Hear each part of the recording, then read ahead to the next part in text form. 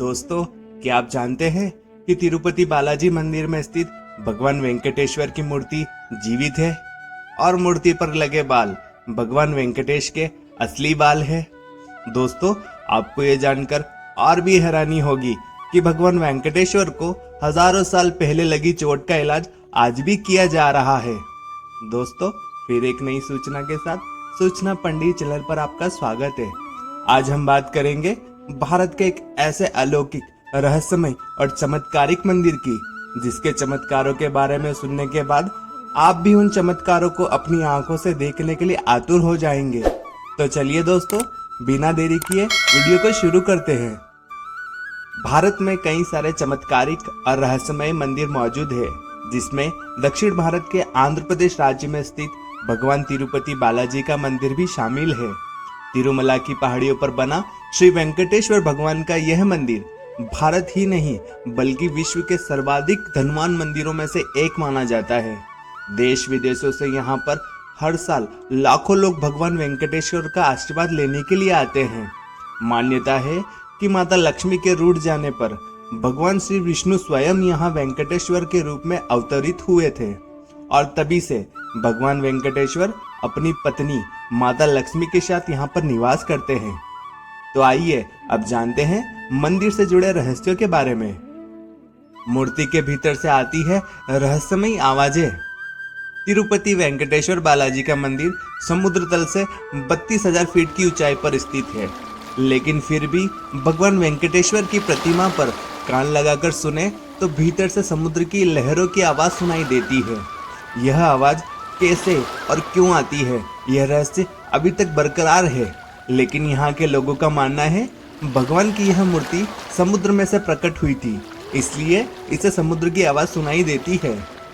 असली है बालाजी के बाल।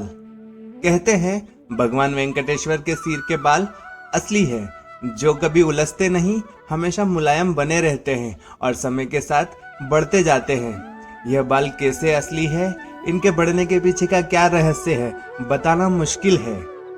स्त्री और पुरुष दोनों के वस्त्र धारण करते हैं भगवान वेंकटेश्वर। प्रत्येक गुरुवार को बालाजी का श्रृंगार हटाकर स्नान कराकर चंदन का लेप लगाया जाता है और जब यह लेप हटाया जाता है तो बालाजी के हृदय में साक्षात मां लक्ष्मी जी की आकृति दिखाई पड़ती है। इसलिए यहाँ बालाजी को स्त्री और पुरुष दोनों के वस्त्र पहनाने की परंपरा है। बालाजी को प्रतिदिन नीचे धोती और ऊपर साड़ी से सजाया जाता है। कभी न बुझने वाला दीपक। श्री वेंकटेश्वर बालाजी मंदिर में एक ऐसा दिया रखा हुआ है जो हमेशा जलता रहता है, और चौंकाने वाली बात तो यह है कि इस दीपक में कभी भी तेल या घी नहीं डाला जाता। दीपक को सबसे पहले किसने और कब जलाया था, यह बात आज तक भी रहस्यमय बनी हुई है। अद्भुत छड़ी का रहस्य। तिरुपति वेंकटेश्वर बालाजी मंदिर के द्वार पर एक छड़ी रखी हुई है। इस छड़ी को लेकर अनेक पौराणिक कथाएं प्रचलित है। एक कथा के अनुसार जब भगवान विष्णु धरती पर माता लक्ष्मी को ढूंढने आए थे तो यह छड़ी उन्हें उनका पता बता रही थी। एक मान्यता यह भी है कि यह वही छड़ी है जिससे बचपन में भगवान वेंकटेश जी को चोट लगी थी। चोट का निशान आज भी उनकी मूर्ति के चेहरे पर स्थित है, इसलिए इलाज के रूप में आज भी हर शुक्रवार को उनके चेहरे पर चंदन का लेप लगाया जाता है। पचाई कपूर का इस्तेमाल।